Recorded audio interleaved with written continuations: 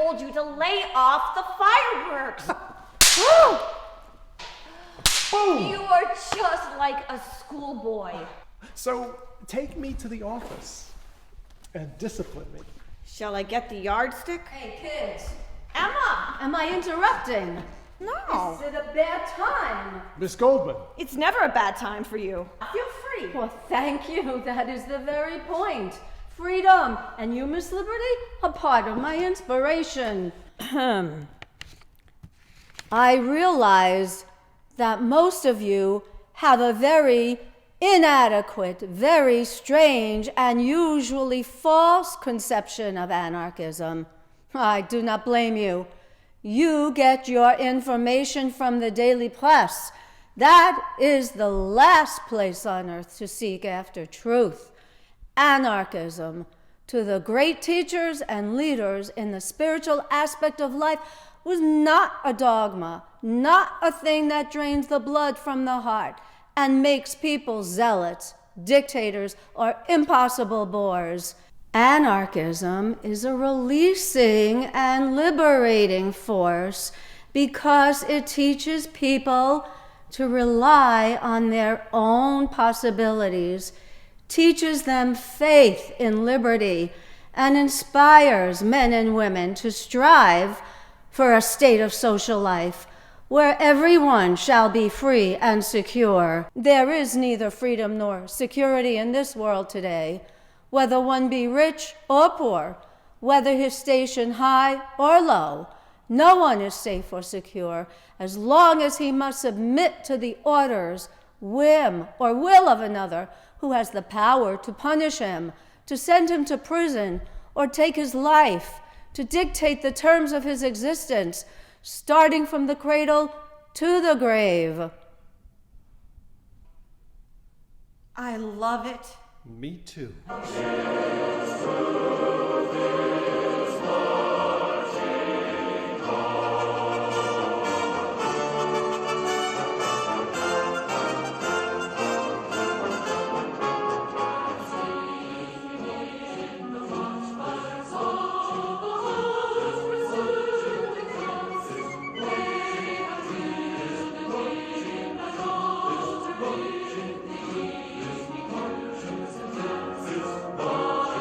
Be seated. Now, I want you to remember that no bastard ever won a war by dying for his country.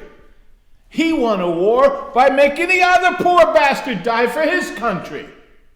Men, all this stuff you heard about America not wanting to fight, wanting to stay out of the war, well, it's a lot of horse dung. Americans love to fight. All Americans love the sting of battle. You know, by God, I actually pity those poor bastards we're going up against. By God, I do. We're not just going to shoot the bastards. We're going to cut out their living guts and use them to grease the treads of our tanks. We're going to murder those lousy Hun bastards by the bushel. Now, I know some of you boys are wondering whether or not you're chicking out under fire. Don't worry about it. I can assure you that you will all do your duty. The Nazis are the enemy. Wade into them. Spill their blood. Shoot them in the belly. When you put your hand into a bunch of goo that was moments before your best friend's face, you'll know what to do. There's another thing I want you to remember. I don't want to get any messages saying we're holding our position. We're not holding anything. Let the Hun do that. We are advancing constantly, and we're not interested in holding on to anything other than the enemy. And we're going to hold him by the nose, and we're going to kick him in his ass. And then we're going to go through them like crap through a goose. All right now, you sons of bitches, you know how I feel. And I will be proud to lead you wonderful guys into battle anytime, anywhere. That's all.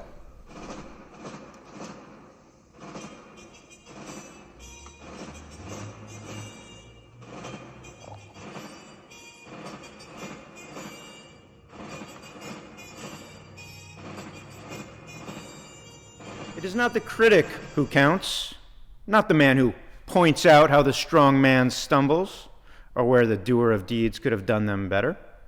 The credit belongs to the man who's actually in the arena, whose face is marred by dust and sweat and blood, who strives valiantly, who errs, who comes up short again and again, because there is no effort without error and shortcoming. But he who does actually strive to do the deeds, who knows the great enthusiasms, the great devotions, who spends himself in a worthy cause, who at the best knows in the end the triumph of high achievement, and who at the worst, if he fails, at least fails while daring greatly, so that his place shall never be with those cold and timid souls who neither know victory nor defeat.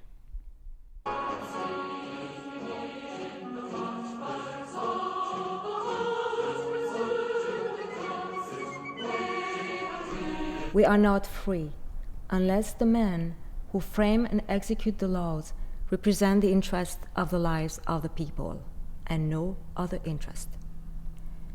There has never existed a truly free and democratic nation in the world. From time immemorial, men have followed with blind loyalty the strong men who had the power of money and armies. As civilization has grown more complex, the workers have become more and more enslaved, until today they are little more than parts of the machines they operate. The kind of preparedness the workers want is reorganization and reconstruction of their whole life. Such has never been attempted by statesmen or governments. It is your business to force these reforms on the administration. Let there be no more talk about what a government can or cannot do.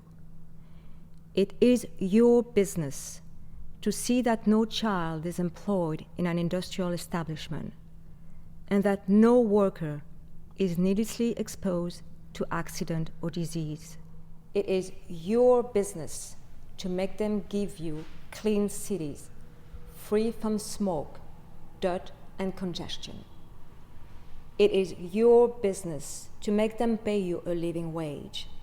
It is your business to see that this kind of preparedness is carried into every department in the nation until everyone has a chance to be well-born, well-nourished, rightly educated, intelligent, and serviceable to the country at all times. Strike against all ordinances and laws and institutions that continue the slaughter of peace and the butcheries of war. Strike against war, for without you, no battles can be fought. Strike against manufacturing shrapnel and gas bombs and all other tools of murder. Strike against preparedness that means death and misery to millions of human beings. Be not dumb, obedient slaves in an army of destruction. Be heroes in an army of construction. Each time a man stands up for an ideal, or acts to improve the lot of others, or strikes out against injustice, he sends forth a tiny ripple of hope. And crossing each other from a million centers of energy and daring, these ripples build a current that can sweep down the mightiest wall of oppression and resistance. Where justice is denied, where poverty is enforced, where ignorance prevails, and where any one class is made to feel that society is an organized conspiracy to oppress, rob, and degrade them, neither persons nor property will be safe.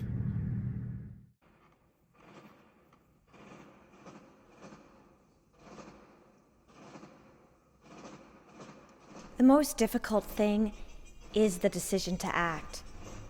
The rest is merely tenacity. The fears are paper tigers. You can do anything you decide to do. You can act to change and control your life, and the process, the procedure, is its own reward. Our fathers brought forth on this continent a new nation, conceived in liberty and dedicated to the proposition that all men are created equal. Now we're engaged in a great civil war, testing whether that nation or any nation so conceived and so dedicated can long endure. We are met on a great battlefield of that war. The brave men, living and dead, who struggled here have consecrated it far above our poor power to add or detract. It is for us, the living, rather, to be dedicated here to the unfinished work which they who fought here have thus far so nobly advanced. It is rather for us to be here dedicated to the great task remaining before us, that from these honored dead we take increased devotion to that cause for which they gave the last full measure of devotion, that we here highly resolve that these dead shall not have died in vain, that this nation, under God, shall have a new birth of freedom, and that government of the people, by the people, for the people, shall not perish from the earth.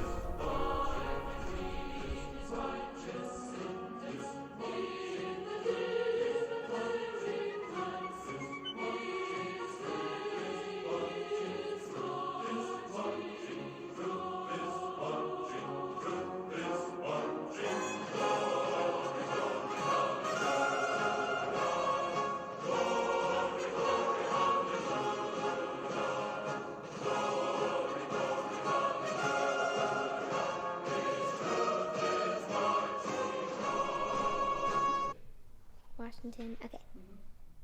Go ahead. Washington, Adams, Jefferson, Madison, Monroe, Adams, Jackson, Van Buren, Harrison, Tyler, Polk, Taylor, Fillmore, Pierce, Buchanan, Lincoln, Johnson, Grant, Hayes, Garfield, Arthur, Cleveland, Harrison, Cleveland, McKinley, Roosevelt, Taft, Wilson, Harding, Coolidge, Hoover, Roosevelt, Truman, Eisenhower, Kennedy, Johnson, Nixon, Ford, Carter, Reagan, Bush, Clinton, Bush, Obama, Trump, and Biden.